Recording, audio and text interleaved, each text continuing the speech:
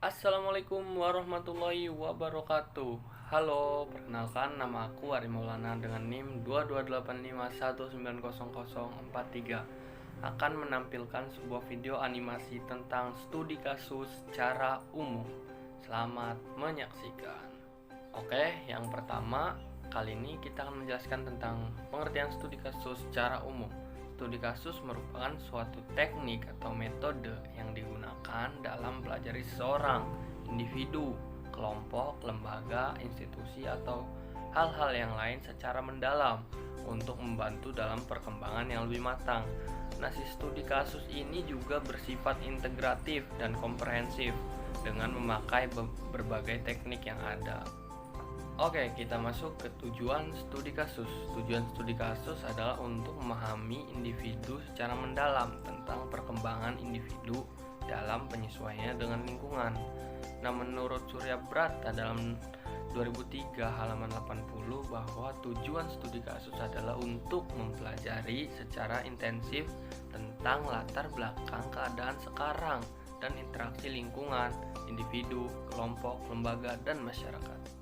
Oke, kita lanjut ke prosedur atau langkah-langkah dalam melakukan studi kasus. Langkah yang pertama adalah pemilihan kasus. Ini sebagai langkah awal memilih kasus yang mau kita teliti.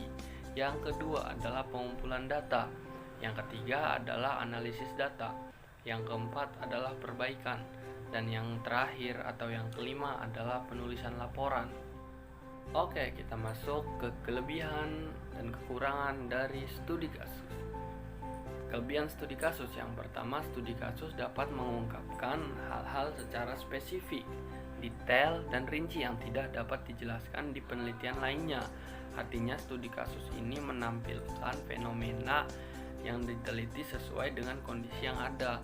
Yang kedua adalah studi kasus tidak hanya sekedar memberikan laporan secara faktual saja, akan tetapi dapat juga memberikan suasana, nuansa, dan pikiran-pikiran yang dapat dikembangkan menjadi bahan penelitian lain selanjutnya.